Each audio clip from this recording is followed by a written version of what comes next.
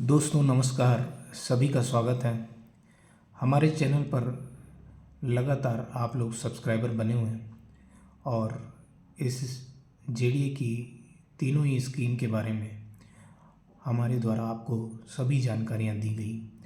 न सिर्फ हमने हर साइट को जाकर के कवर किया, बल्कि आसपास की जेंट्री, वहाँ के लोगों की जीवन स्तर के बारे में भी आपसे चर्चा की। किस कैटेगरी, किस कास्ट, किस रिलीजन को मानने वाले, कितनी सघनता और कितनी डेंसिटी के साथ में पॉपुलेटेड कौन सा एरिया है, क्या डिस्टेंस है, क्या लोकेशन है, और लोकेशन की एक्चुअल विजिट से लेकर के हर छोटी बड़ी जानकारी आपके साथ में हमने हमारे चैनल पर शेयर की। हमारी निरंतर इनके ऊपर वीडियोस आपके साथ में शेयर की गई।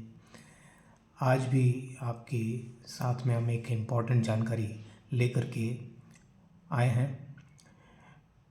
लोगों के इस पिछले 1-1.5 महीने में तरह तरह के सवाल हम तक पहुँचे। उन सवालों के जितने बेहतर हो सकते थे जवाब हमने देने की कोशिश की। आज एक आईना इस स्कीम्स का मैं आपके सामने रखना चाहता हूँ, जिससे आपको सच का सामना हो सके, आपको मैं बता सकूं कि कितनी उम्मीद है।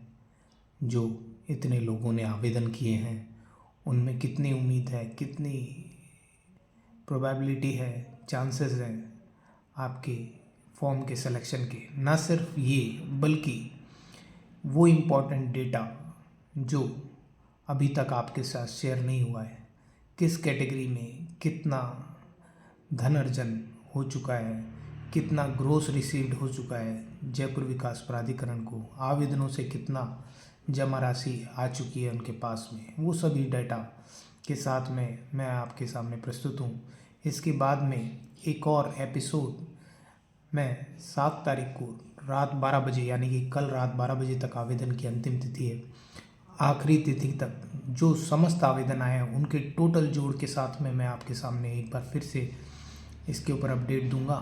फ़िलहाल अभी उसमें, क्योंकि एक दिन से ज़्यादा का समय बाकी है, कल रात 12 बजे तक आप आवेदन कर सकते हैं।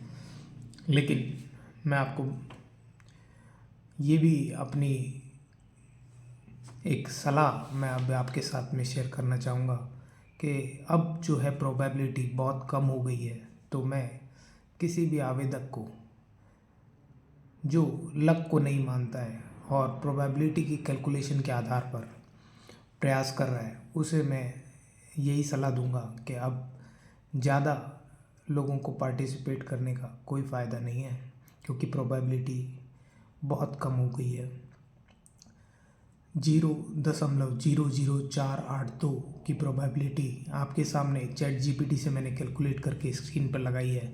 अब मैं आपके सामने शेयर करने वाला हूँ वो डेटा, जो डेटा आपको जानकर थोड़ा सा अचंभा लगेगा कि कितने फॉर्म्स और कितना वैल्यू, कितना मनी रिसीव हो चुका है।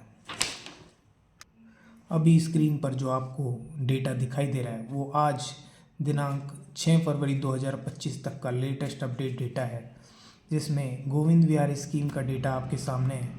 कुल मिलाकर के 88,210 फॉर्म एप्लीकेशंस इसके अंदर रिसीव हो चुकी है। वहीं दूसरी ओर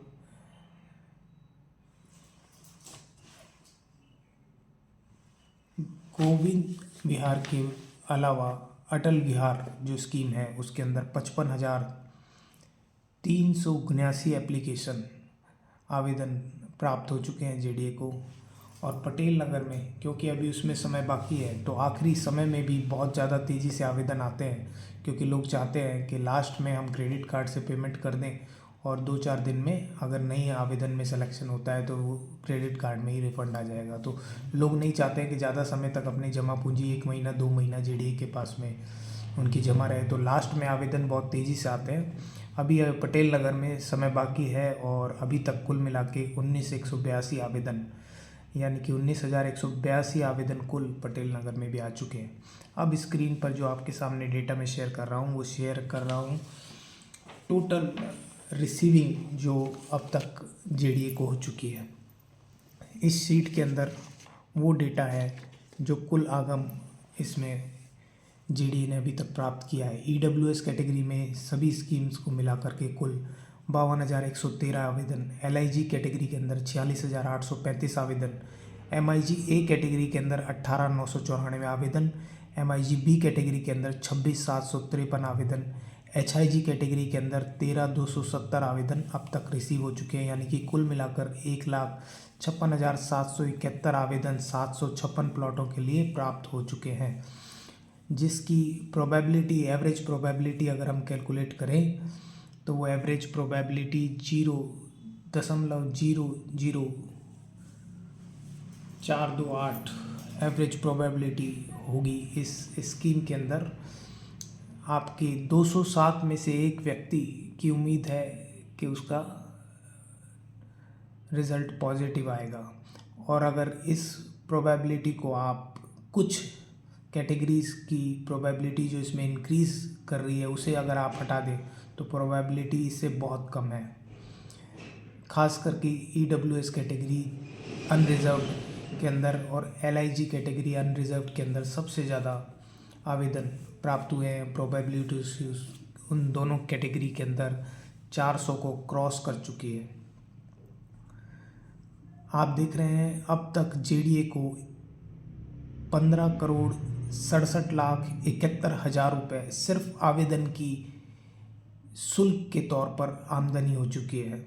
इन स्कीम्स के अंदर 15,67,71,000 अब तक कुल आमदनी सिर्फ आवेदन की फ़ीस के नाम पर जेडीए को हो चुकी है। ईडब्ल्यूएस के अंदर बतौर अमानती 52,11,30,000 बतौर डिपॉजिट लोगों से प्राप्त हो चुका है, रिसीव हो चुका है जेडीए के खाते में। गोविंद विहार स्कीम, अटल बिहार और पटेल नगर तीनों स्कीम का मैं कंबाइंड डेटा आपके साथ शेयर कर रहा हूँ। 93,67,00,000 कुल रिसीव हो चुका है एलआईजी कैटेगरी के नाम पर।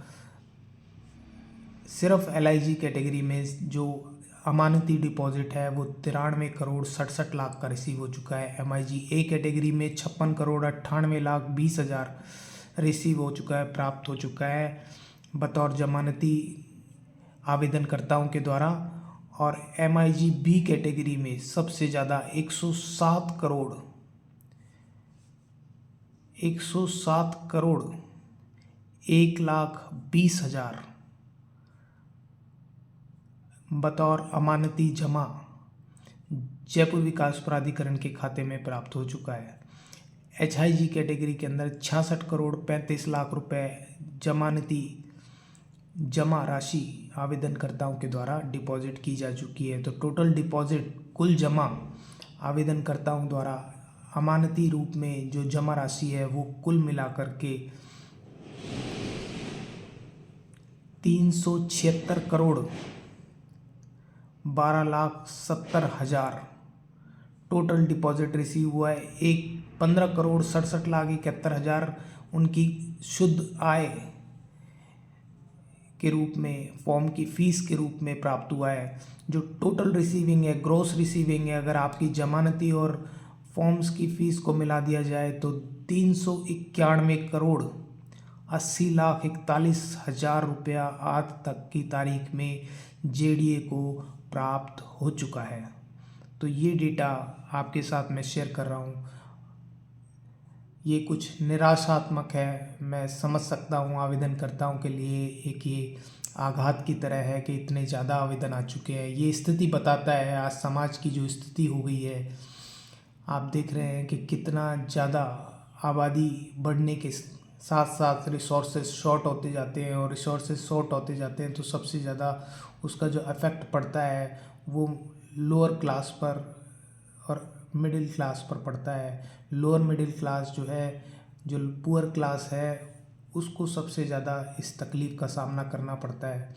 हालांकि हम इस बात से बिल्कुल भी वाकिफ़ नहीं है कि इस आज करप्शन के दौर में इन सब चीज़ों पर किस तरह के क्या प्रभाव पड़ सकते हैं, लेकिन जो अगर वैसे भी अगर आप प्रोबेबिलिटी देखो, ये मानते हुए कि सभी चीज़ अपनी जगह पर सही हैं, तब भी प्रोबेबिलिटी इतनी ज़्यादा घट चुकी है कि आवेदन करना अब मुझे कुछ भी उम्मीद इसके अंदर नहीं दिखाई देती है।